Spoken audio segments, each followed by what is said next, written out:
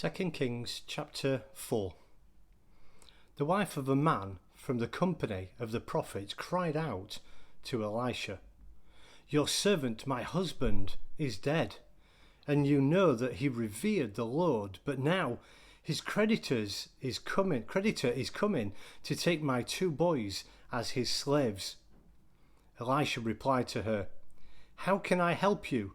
Tell me, what do you have in your house?" "Your servant has nothing there at all," she said, "except a little oil." Elisha said, "Go around and ask all your neighbors for empty jars. Don't ask for just a few. Then go inside and shut the door behind you and your sons. Pour oil into all the jars, and as each is filled, put it to one side." She left him and afterward shut the door behind her and her sons. They brought the jars to her, and she kept pouring. When all the jars were full, she said to her sons, "Bring me another one."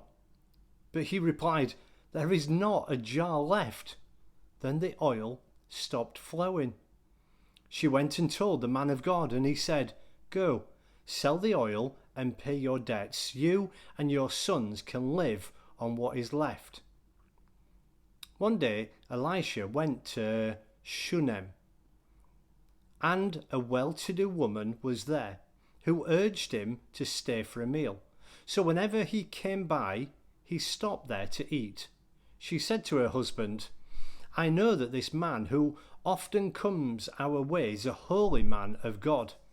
Let's make a small room on the roof and put in it a bed and a table, a chair and a lamp for him. Then he can stay there whenever he comes to us." One day when Elisha came, he went up to his room and lay down there. He said to his servant Gehazi, "Call the Shunammite." So he called her, and she stood before him. Elisha said to him, "Tell her, you have gone to all this trouble for us. Now, what can be done for you? Can I speak on your behalf to the king or the commander of the army?" She replied, "I have a home among my own people." "What can be done for her?" Elisha said. Gehazi said, "Well, she has no son, and her husband is old." Then Elisha said, "Call her." So he called her, and she stood in the doorway. "About this time next year," Elisha said, "you will hold a son in your arms." "No, my lord," she objected. Don't mislead your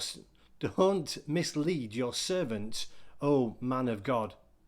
But the woman became pregnant, and the next year, about the same time, she gave birth to a son, just as Elisha had told her. The child grew, and one day he went out to his father, who was with the reapers. My head," he said to his father. His father told his servant, "Carry him to his mother." After the servant had lifted up and carried him to his mother, the boy sat on her lap until noon, and then he died. She went up and laid him on the bed of the man of God, then shut the door and went out. She called her husband and said, Please send me one of the servants and a donkey so I can go to the man of God quickly and return." "Why go to him today?" he asked. "It's not the new moon or the Sabbath." "It's all right," she said. She saddled the donkey and said to her servant, "Lead on. Don't slow down for me unless I tell you." So she set out and came to the man of God at Mount Carmel. When he saw her in the distance, the man of God said to his servant Gehazi, "Look, there's the Shunammite. Run to meet her and ask her, 'Are you all right? Is your husband all right? Is your child all right?'" "Everything is all right," she said. When she reached the man of God at the mountain, she took hold at his feet. Gehazi came over to her Gehazi came over to push her away. But the man of God said, "Leave her alone. She is in bitter distress, but the Lord has hidden it from me and has not told me why." "Did I ask you for a son, my lord?" she said. "Didn't I tell you, don't raise my hopes?" Elisha said to Gehazi, "Tuck your cloak into your belt, take my staff in your hand and run. If you meet anyone, do not greet him. And if anyone greets you, do not answer. Lay my staff on the boy's face." But the child's mother said, "As surely as the Lord lives, and as you live, I will not leave you." So he got up and followed her. Gehazi went on ahead and laid the staff on the boy's face, but there was no sound or response. So Gehazi went back to meet Elisha and told him, "The boy has not awakened." When Elisha reached the house, there was the boy lying dead on his couch. He went in, shut the door on the two of them, and prayed to the Lord. Then he got on the bed and lay upon the boy, mouth to mouth, eyes to eyes, hands to hands. As he stretched himself out upon him, the boy's body grew warm. Elisha turned away and walked back and forth in the room, and then got on the bed and stretched out upon him once more. The boy sneezed 7 times and opened his eyes. Elisha summoned Gehazi and said, "Call the Shunammite." And he did. When she came, he said, "Take your son."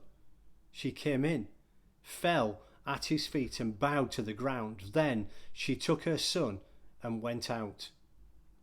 Elisha returned to Gilgal, and there was a famine in that region.